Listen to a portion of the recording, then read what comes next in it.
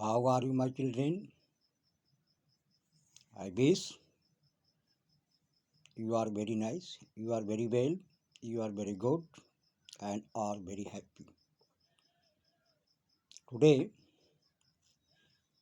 I am going to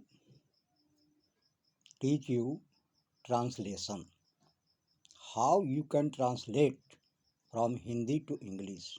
Some sentences, such a type of sentences are given in Hindi, but how we can also translate into English.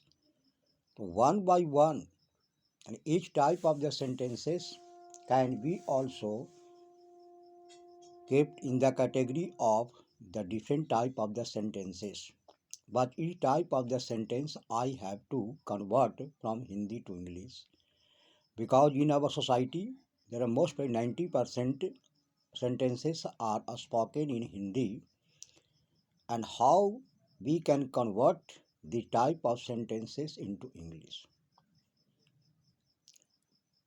So today is a sentence that is also very forcefully we can speak an example in Hindi.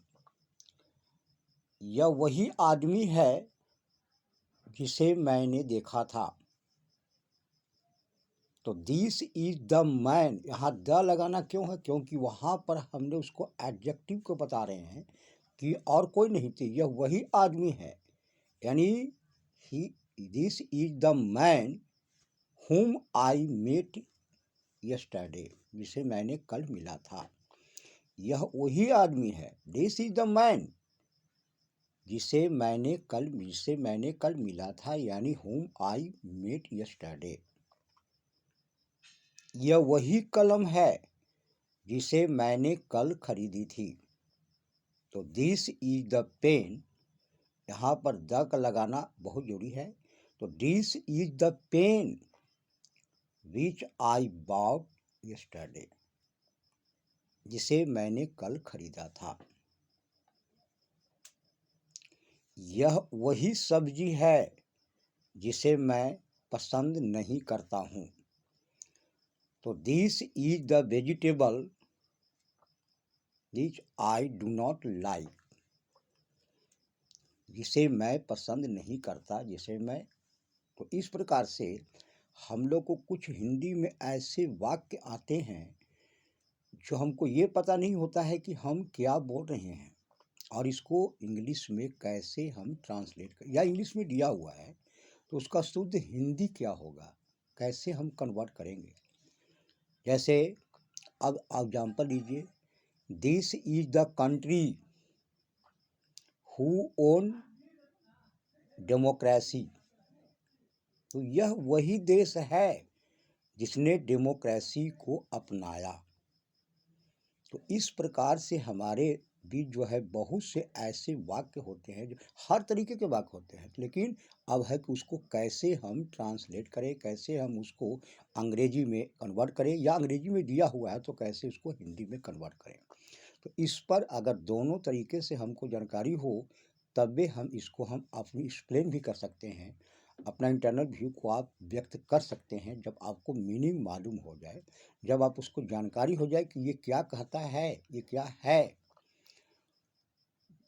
और भी जैसे example देख के देखिए, यह वही स्थान है, यह वही स्थान है जहाँ मैंने पिकनिक मनाया था.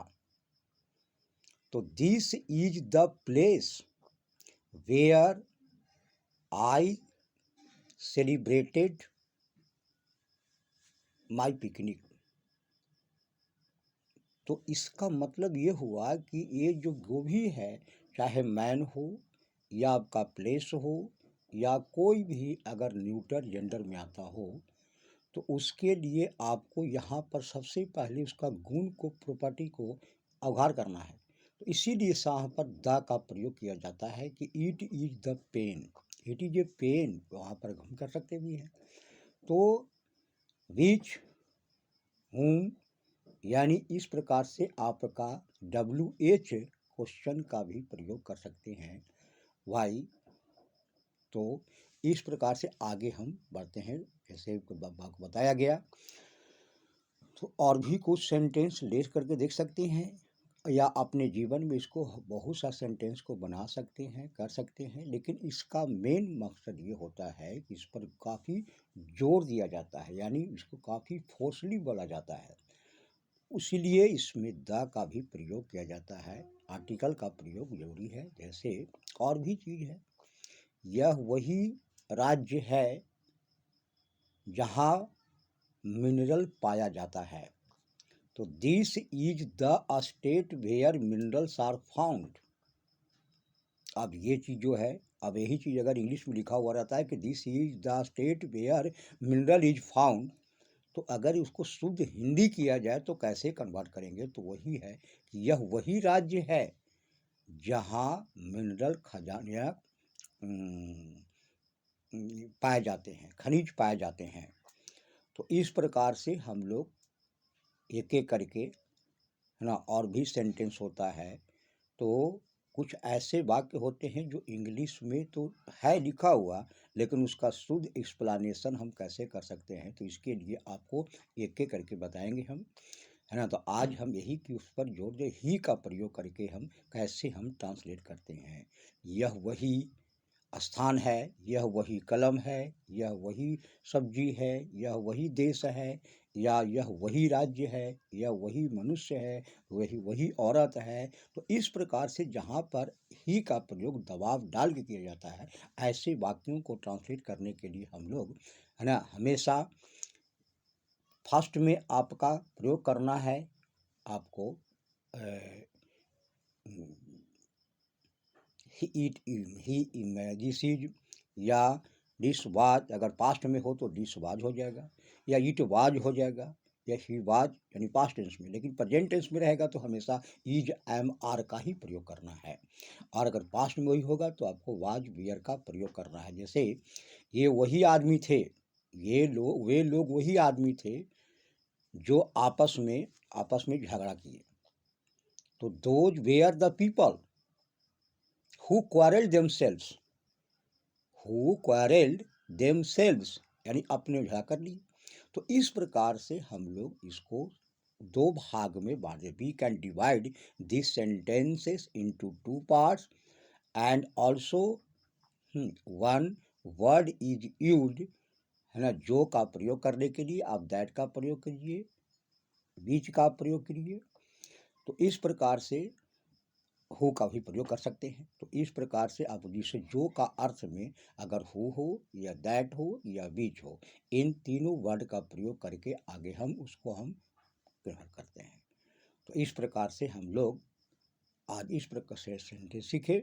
यह वही आदमी है, यह वही जगह है, यह वही कलम है, यह वही गाय है, यह वही आदमी है, यह वही औरत है। तो इस प्रकार से हम कन्वर्ट कर सकते हैं इंग्लिश में सीखने के लिए। बहुत अच्छी बात है। तो आज हमने इसी पर ज़्यादा आप लोग को गौर किया, ध्यान दिया। अगले दिन और भी दूसरे सेंटेंस ले करके हम आप लोग को बताएंगे कि how we can convert from Hindi to English. Thanks, God bless you, you can be better, or you can do better in life, and you always be happy in your life.